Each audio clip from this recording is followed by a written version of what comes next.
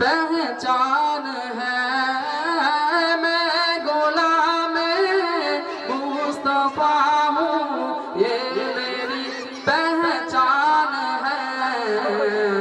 गम मुझे क्यों कर सताए, गम मुझे क्यों कर सताए, आपके होते हुए।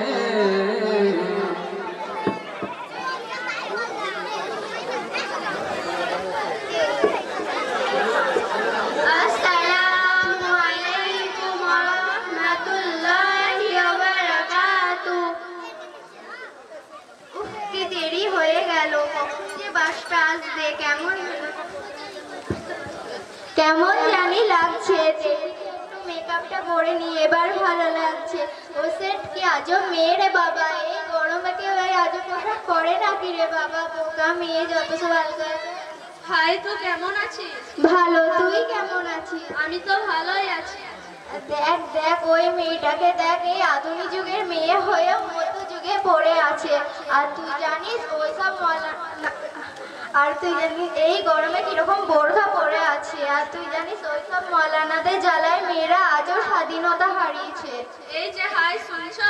আমাকে বলছো? তোমাকে বলছি না তো আবার কাকে বলছি? ভূতকে নাকি? এখানে কে আছে তুমি ছাড়া? আসসালামু আলাইকুম ওয়া রাহমাতুল্লাহি ওয়া বারাকাতুহু। এই মেয়ে, তুমি এই গরমে বোরখা পরে আছো, তোমার কোনো কষ্ট হচ্ছে না? না, কোন কষ্ট কিসের জন্য হবে? আমার মহান আল্লাহ তাআলার নির্দেশ পালন করতে আমার কষ্ট হয় না। তুমি কি সত্যি বলছো তোমার কোনো কষ্ট হচ্ছে না? ছোটবেলা থেকে পর্দা করে আসছি, তাছাড়া আমি জাহান্নামের আগুনকে ভয় পাই। পর্দা না করলে জাহান্নামের আগুনে পুড়তে হবে। আরে আরে, তা দেখে লাভ কি? লাইফকে এনজয় করো, এনজয় করো। তাছাড়া পর্দা টর্দা ছাড়ো। তাছাড়া ক্যাপ্টেন হচ্ছে না, তিনজনকে ক্যাপ্টেন হচ্ছে। আরে আরে, তা দেখে লাভ কি? লাইফকে এনজয় করো, পর্দা টর্দা ছাড়ো, চারিদিকে তাকাও আর নিজেকে পরিবর্তন করো, বুঝলে?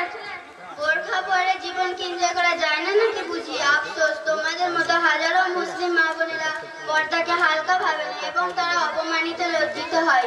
কি দরকার ওই রকম এনজয় করা? এই মেয়ে, তুমি এই বয়সে খুব বকছো দেখছি। হ্যাঁ, বকবো কেন? বোরখা পরতে আমাদের কোনো সমস্যা নেই। সমস্যা হলো তোমাদের ইসলামিক সংস্কৃতি ফেলে বস্তা বাজার সংস্কৃতি নিয়ে পড়ে আছো, তাই তো তোমরা বেপরদা হয়ে চলাফেরা করো। আরে থামো না, থামো না, এই দানি ঝগড়া বেঁধে যাবে। যাই হোক বোন, তুমি কি তোমার পরিবারের চাপে বোরখা পরো? পরিবারে যাবে বোরখা পরতে কেন হবে? আমার মহান আল্লাহ তাআলা কোরআনে পর্দা সম্বন্ধে কি বলেছেন জানো? কি বলেছে?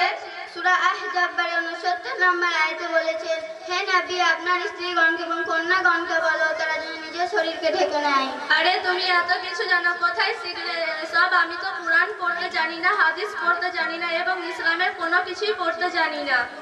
আর পারি না। যে নারী পর্দা করে তাকে অপমান করা ঠিক নয়। যেমন জুতের ক্ষেত্রে ঢালকে জরুরি, তেমনি মেয়েদের ক্ষেত্রে বোরখা পরাটাও জরুরি। সত্যি বোন, পর্দাকে আমরা এমন ভাবে দেখি, এবার থেকে আমরাও পর্দা করবো ইনশাআল্লাহ। এখন থেকে পর্দা করবি তুই? থাক, আমি চললাম। তুই রিসেট করলি ওর কথা শুনে। শোন বোন, তুই তো অনেক বড় হয়েছিস, চোখ থাকতে কানা হোস না। যে কটা দিন আছে পর্দা কর। তুই তো একদিনেই হুজুর হয়ে গেলি। আমি এই বয়সে কোনোদিনই পর্দা করব না, তুই রিকোয়েস্ট করলেও না। শোন বোন, এটা ভালো কথা, কোরআনের কথা। আরে ওর কথা শুনে একেবারে হুজুর হয়ে গেলি নাকি? তোমরা আর ঝগড়া করো না বোন। ঝগড়া করবো না তো কি করব? তোমাকে এত কথা বলতে হবে না। এই তুই একবার সেই দিন বিয়ে বাড়ির ভাবনাটা ভাব না, সেই ছেলেটা তো আমাকে কেমন টন কাটলো। হ্যাঁ বোন, এবার আমি বুঝতে পেরেছি। আমি যদি সেদিন পর্দার সাথে থাকতাম তাহলে আমাকে এই কুৎসিত কথাগুলো শুনতে হতো না। কাল থেকে আমিও পর্দা করবো ইনশাআল্লাহ। আসসালামু আলাইকুম ওয়া রাহমাতুল্লাহি ওয়া বারাকাতুহু। ওয়ালাইকুম আসসালাম ওয়া রাহমাতুল্লাহি ওয়া বারাকাতুহু। আমাদের মা বোনদের পর্দা করাবো ইনশাআল্লাহ। যে ব্যক্তি পর্দা করায় না, নিজের বিবিকে, নিজের কন্যাকে, নিজের বাড়ির পরিবার বর্গকে পর্দার ভিতরে রাখে না, সেই মানুষকে দায়ুস বলা হয়। তোর জন্য সেই দিকে আমরা খেয়াল রেখে আমার হুকুমত যাদের উপরে চলে তাদেরকে আমরা পর্দার ভিতরে রাখার চেষ্টা করবো ইনশাল্লাহ। তো আসুন এই মক্তবের গুরুত্ব নিয়ে একটি সুন্দর কবিতার মাধ্যমে আমাদেরকে বুঝিয়ে দেবে মক্তবের কি গুরুত্ব। তো এর জন্য আমি ডেকে নেবো কবিতা মোকালামার জন্য নাবিয়া ও শুক্রনাকে মঞ্চে আসবে এবং কবিতা মোকালামার মাধ্যমে আমাদেরকে বুঝিয়ে দেবে। নাতে সরকার কে পড়তা হুঁ मैं बस इसी बात से घर में मेरी रहमत हो